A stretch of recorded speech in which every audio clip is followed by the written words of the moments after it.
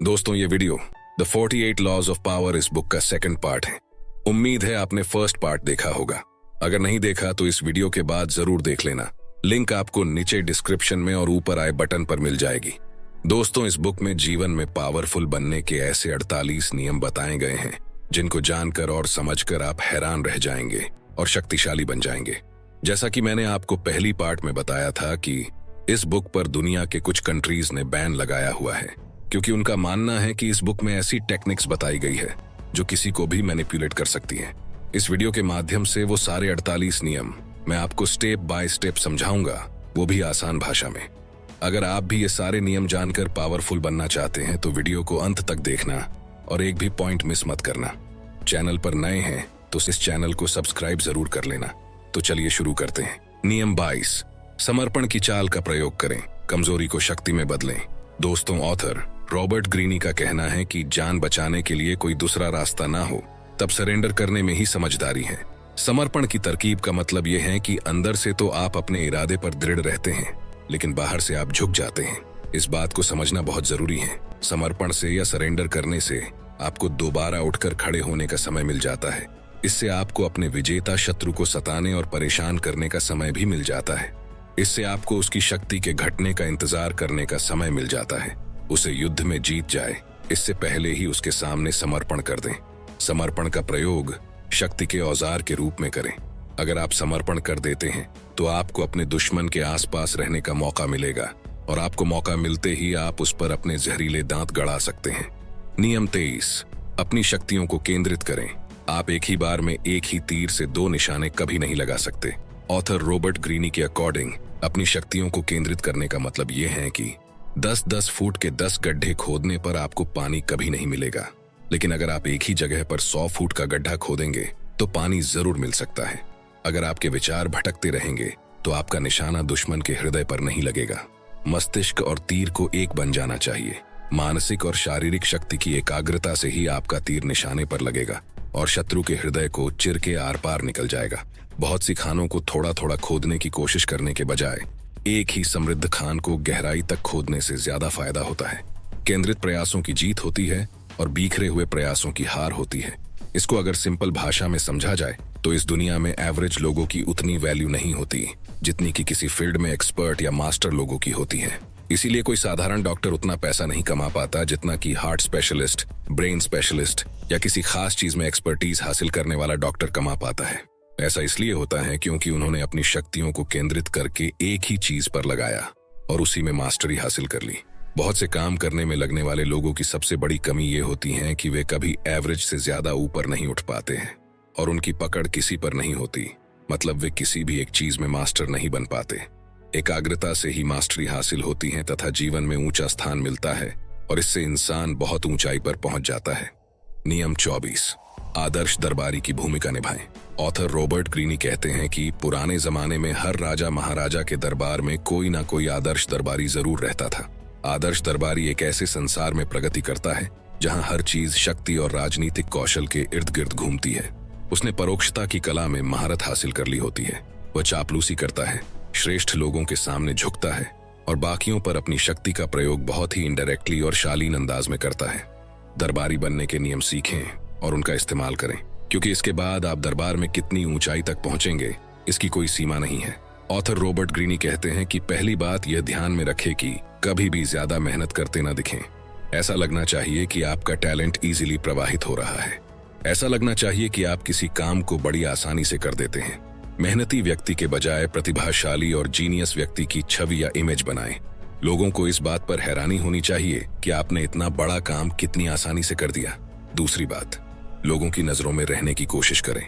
अगर शासक दरबारियों के झुंड में आपको नहीं पहचान पाता है तो आपकी तरक्की की कोई संभावना नहीं है। इस काम में बहुत कला की जरूरत होती है। इसका मतलब यह होता है कि आपका शरीर शासक की नजरों के सामने रहे।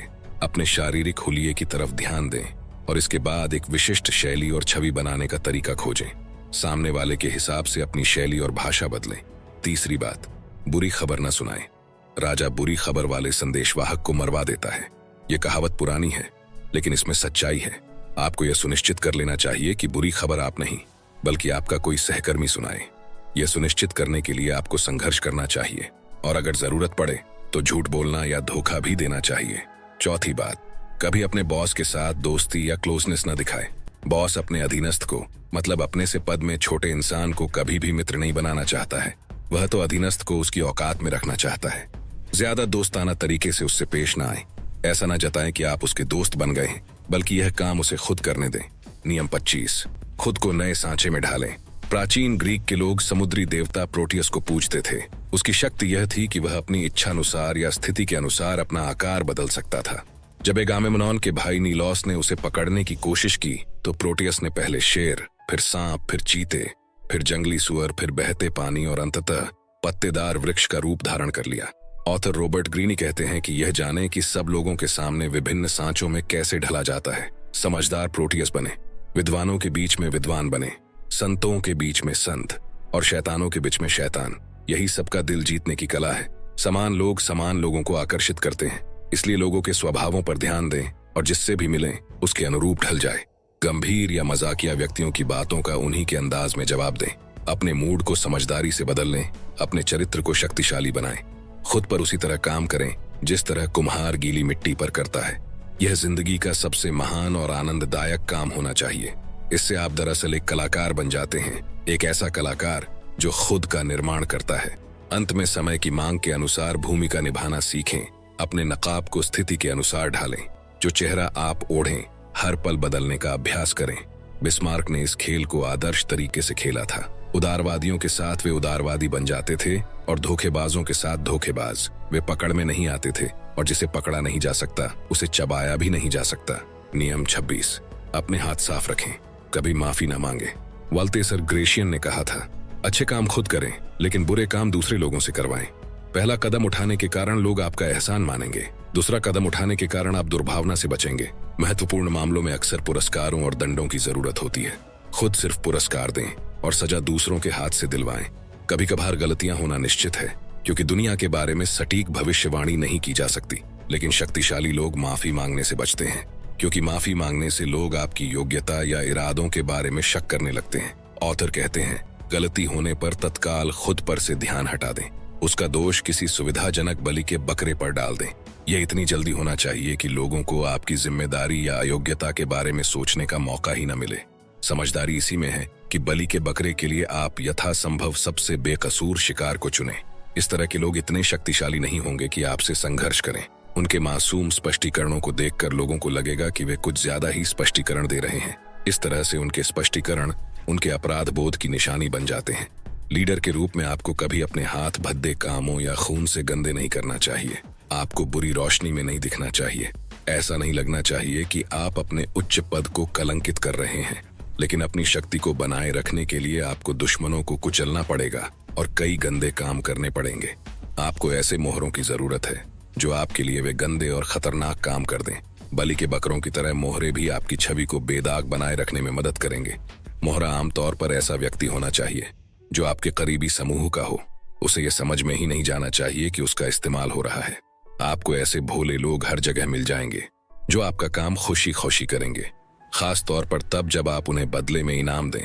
उन्हें लगता है कि वे मासूम और उचित काम कर रहे हैं, जबकि दरअसल वे आपके लिए मैदान साफ कर रहे हैं, आपकी दी गई जानकारी को फैला रहे हैं और आपके प्रतिद्वंद्वियों को नुकसान पहुंचा रहे हैं। इस तरह वे अनजाने में ही आपके उद्देश्य की पूर्ति में अपने हाथ गंदे कर रहेंगे, जबकि आपके हाथ बिल्कुल साफ रहेंगे। नियम 27, अनुयायी बनाने के लिए लोगों के विश्वास का लाभ उठाएं। निकोलो मैकियावेली ने कहा था, मनुष्य इतने भोले होते हैं और अपनी तात्कालिक जरूरतों में इतने खोए रहते हैं कि धोखेबाज व्यक्ति को हमेशा ऐसे बहुत से लोग मिल जाएंगे जो धोखा खाने के लिए तैयार होते हैं। ऑथर रॉबर्ट ग्रीनी कहते हैं कि आजकल बहुत सारे साधु संत निर्माण हो रहे हैं जो भगवान होने का दावा कर रहे हैं और उनके समर्थक लाखों में हैं। आपके समर्थक न सिर्फ आपकी पूजा करेंगे बल्कि वे आपके दुश्मनों से आपकी रक्षा भी करेंगे और दूसरों को आपके समूह में शामिल होने के लिए प्रलोभन भी देंगे। इसलिए आपको भी अपने समर्थकों का झुंड बनाना चाहिए। इस तरह की शक्ति आपको एक अलग ही ऊंचाई तक उठा देती है और लोग आपकी पूजा करते हैं और उन्हें लगता है कि आप कोई गलत काम नहीं कर सकते। आपको ऐसा लग सकता है कि इस तरह का समर्थन हासिल करना बहुत बड़ा या मुश्किल काम है, लेकिन दरअसल यह बहुत आसान है।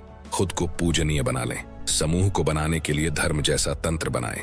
धर्मों ने युगों युगों से लोगों को अनुयायी बनाया है और आज के धर्मनिरपेक्ष युग में भी वे ऐसा कर रहे हैं। अपने अनुयायियों के लिए कुछ नियम बनाएं, उन्हें तंत्र के रूप में संगठित करें, उन्हें धार्मिक झलक वाले पदनाम दें, उन्हें ऐसे त्याग करने को कहें जिनसे आपकी तिजोरी भरे और आपकी शक्ति बढ़े।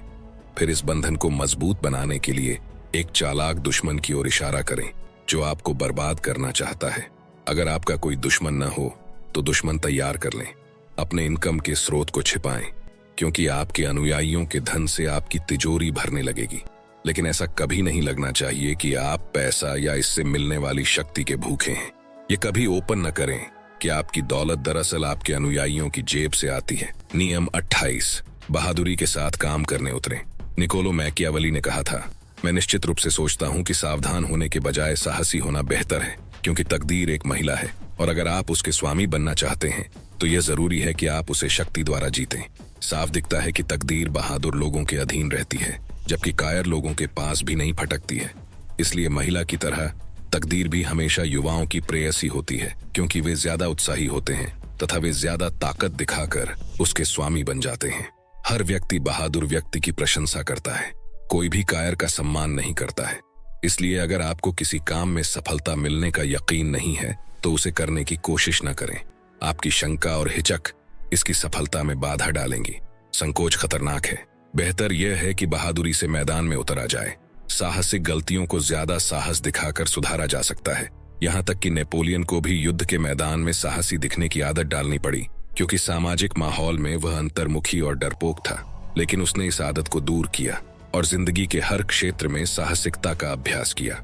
उसने साहसिकता की जबरदस्त शक्ति को पहचान लिया था और यह समझ लिया था कि यह व्यक्ति को बड़ा बना सकती है, चाहे वह नेपोलियन की तरह नाटा ही क्यों ना हो। इसलिए यह हमेशा सबसे अच्छा होता है कि आप बहादुरी की छवि बना लें। नियम 29, अंत तक पूरी योजना बनाएं। अंत ही सब कुछ है। अंत तक पहुंचने की पूरी योजना बनाएं। अंत तक की योजना बनाने से आप परिस्थितियों के शिकार नहीं होंगे और यह जान जाएंगे कि कब रुकना है। प्राचीन यूनानियों की मान्यता के अनुसार देवताओं को भविष्य का पूरा ज्ञान होता था। वे हर आने वाली चीज को पूरे विस्तार से देख सकते थे। दूसरी तरफ ईसानों को किस्मत का शिकार माना जाता था, क्योंकि ये वर्तमान में ही उलझे रहते थे और भविष्य के खतरों को देखने में असमर्थ होते थे। ओडिशियस जैसे हीरो वर्तमान से आगे तक देख सकते थे और कई कदम आगे की योजना बना सकते थे। उस जैसे लोगों को देवता जैसा माना जाता था, जिसमें भविष्य तय करने की योग्यता थी। यह तुलना आज भी तर्क संगत है। जो लोग आगे तक सोचते हैं और अपनी योजनाओं को धैर्यपूर्वक काम करके लक्ष्य तक पहुंचते हैं, वे देवी शक्ति से संपन्न नजर आते हैं। चूंकि ज्यादातर लोग वर्तमान में कैद रहते हैं, इसलिए वे इस तरह की दूरदर्शिता पूर्ण योजना नहीं बना पाते। इसी कारण जब कोई तत्कालिक खतरों और आनंदों को नजरअंदाज करता है तो वह शक्तिशाली बन जाता है।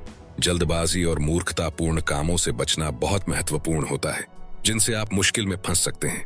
काम करने से पहले विस्तार से योजना बना लें। अस्पष्ट योजनाओं के कारण मुश्किल में न फंसें। नियम 30, अपनी उपलब्धियों को और अचीवमेंट्स को आसान दिखाएं। आपके काम सहज नजर आने चाहिए, जैसे आपने उन्हें आसानी से कर दिया हो। आपके काम में जितनी मेहनत, कोशिश और चतुर चालें लगी हैं, उन्हें छिपाया जाना चाहिए।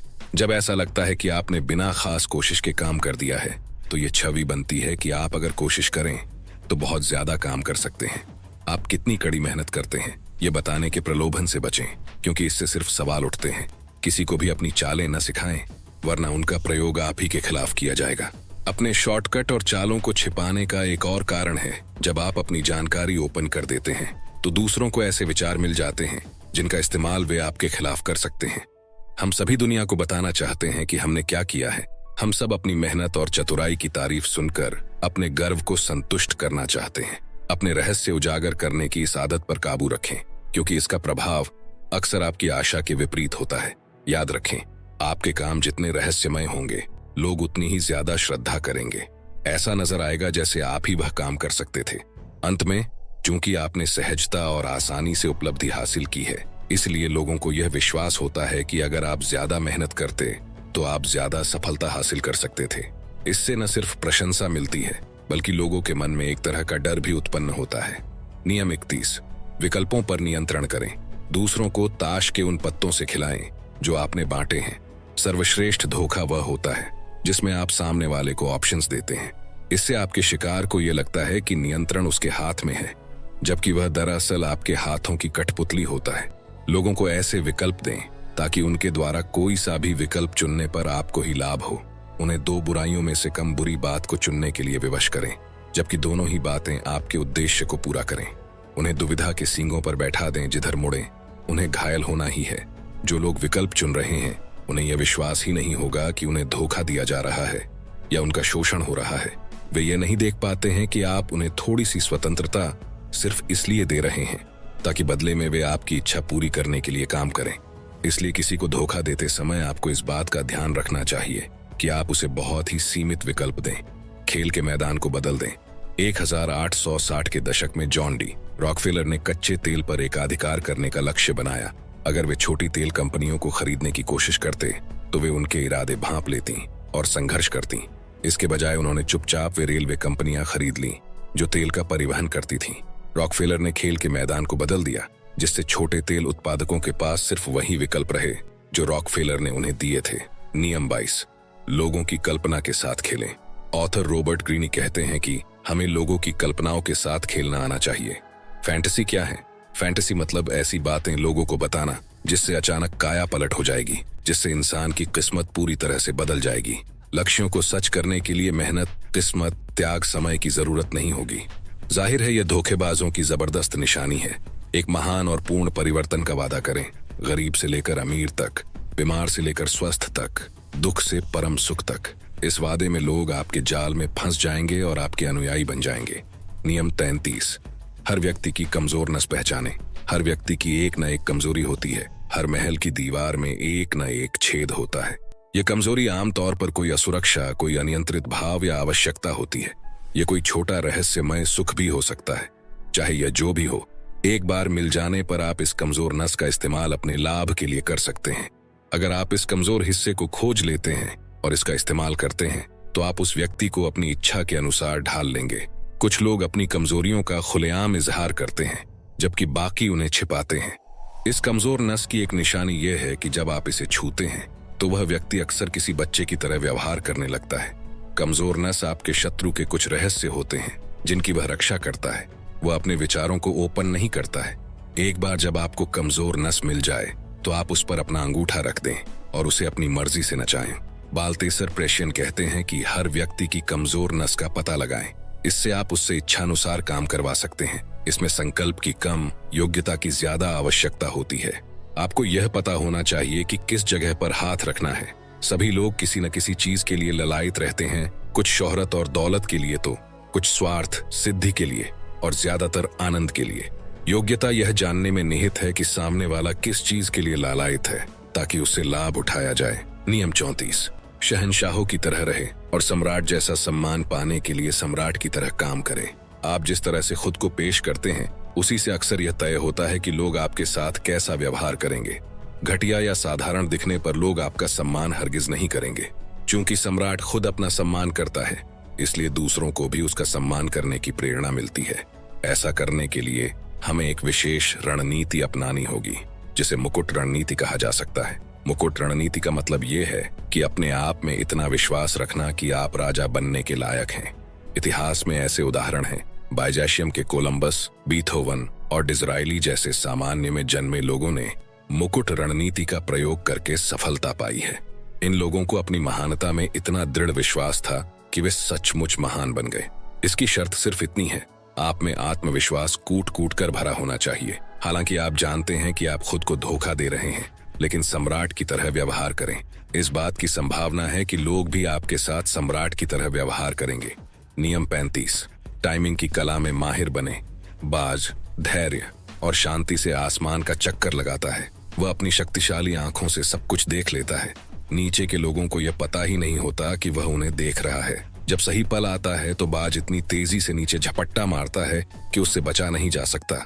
इससे पहले कि शिकार यह जान पाए कि क्या हो रहा है, बाज के नुकीले पंजों में दबकर वह आसमान में पहुंच जाता है। ऑथर रॉबर्ट ग्रीनी कहते हैं कि हमें भी टाइमिंग की कला में माहिर बनना चाहिए। कभी जल्दबाजी में न दिखें।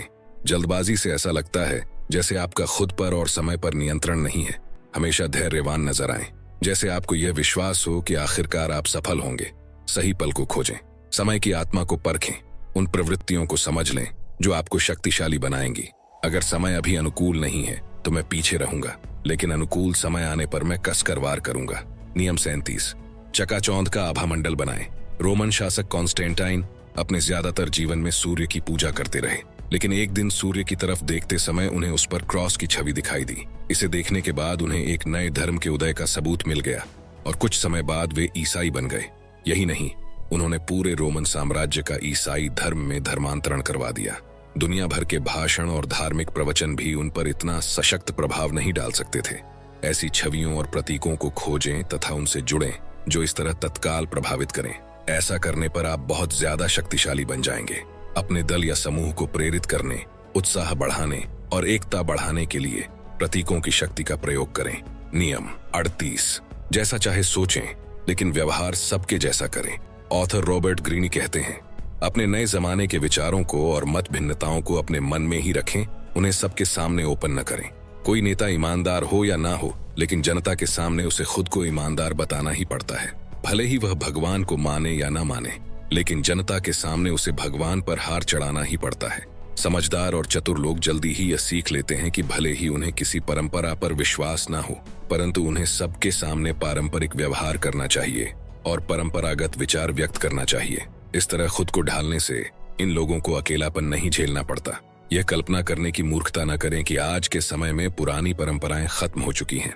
उदाहरण के लिए, पोलियो के टीके की खोज करने वाले साइंटिस्ट जोनास सॉल्क ने सोचा कि विज्ञान, राजनीति और प्रोटोकॉल से आगे निकल चुका है, इसलिए पोलियो के टीके की खोज में उन्होंने सारे प्रोटोकॉल तोड़ डाले।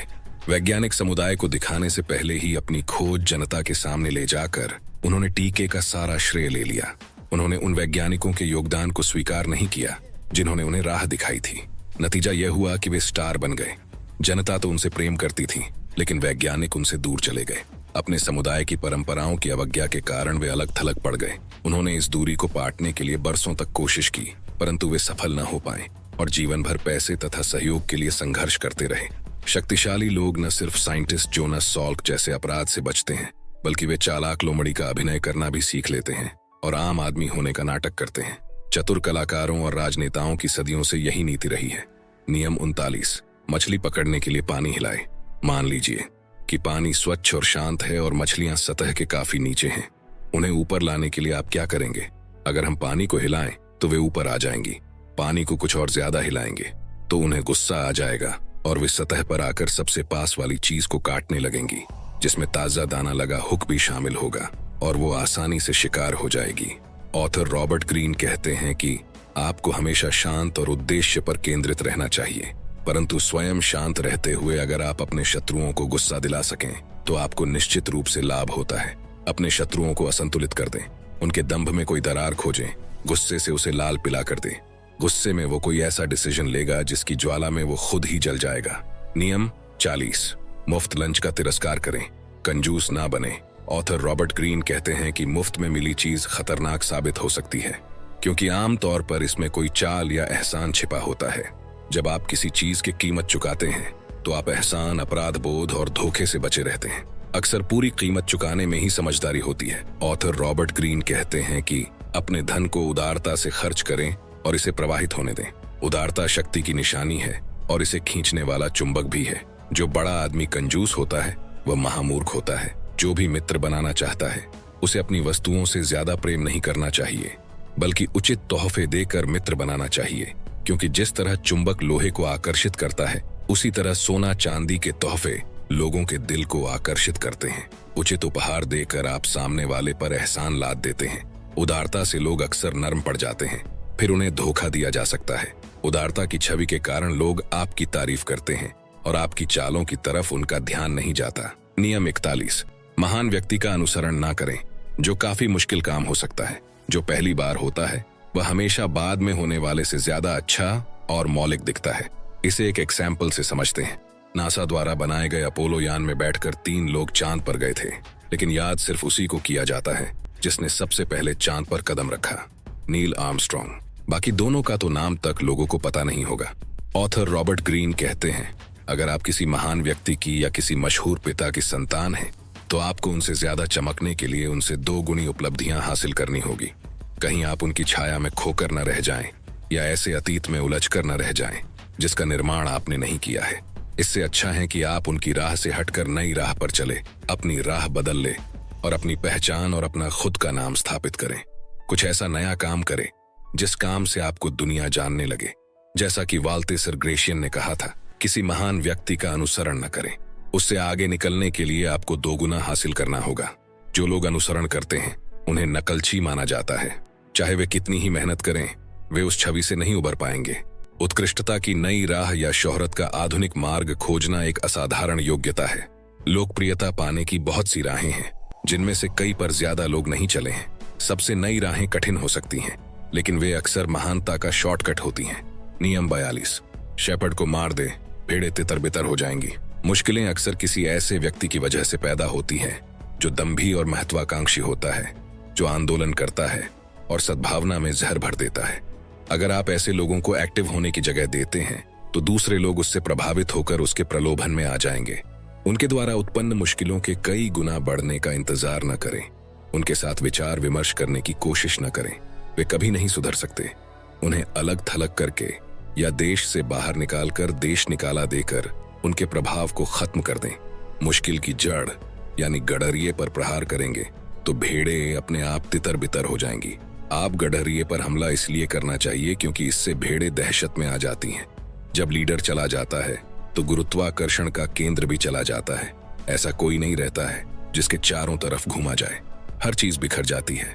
लीडर्स पर निशाना साधें, उन्हें नीचे लाएं और उत्पन्न होने वाली दुविधा में अनंत अवसरों की तलाश करें। नियम 43, दूसरों के दिल और दिमाग पर काम करें। दूसरों के दिल और दिमाग पर काम करना मतलब लोगों की साइकोलॉजी समझ के उनका दिल जीत लेना। अब आपके लिए एक सवाल है, लोग अपने घर में दीवार क्यों बनाते हैं? ताकि कोई अंदर ना घुस सके। लोग आपको बाहर रखने के लिए दीवार बनाते हैं, इसलिए कभी भी अंदर घुसने के लिए शक्ति का प्रयोग न करें। अगर आप एक दीवार पार कर भी लेंगे तो भी आपको दीवारों के भीतर और दीवारें मिलेंगी जो आपका रास्ता रोकेंगी। तो सवाल उठता है कि हम इसे पार कैसे करेंगे? तो जवाब है, इन दीवारों में दरवाजे होते हैं, दिल और दिमाग के दरवाजे। इन दरवाजों में चाबी के छेद होते हैं। उनकी चाबी खोज कर उससे दरवाजा खोलें। उनका दिल जित ले ताकि वे खुशी खुशी आपके लिए काम करें। ऑथर रॉबर्ट ग्रीन कहते हैं कि किसी को जबरदस्ती कोई काम करने के लिए विवश या मजबूर करके एक प्रतिक्रिया उत्पन्न होती है जो अंततः आपके खिलाफ काम करती है। आपको दूसरों को इस तरह प्रेरित करना चाहिए ताकि वे खुशी खुशी आपकी बताई दिशा में चल पड़े। जिस व्यक्ति को आप इस तरह से फंसा लेते हैं वह आपका वफादार प्यादा बन जाता है और आपके लिए मर मिटने को भी तैयार हो जाता है। नियम 44, दर्पण देखकर निरस्त्र और क्रोधित करें।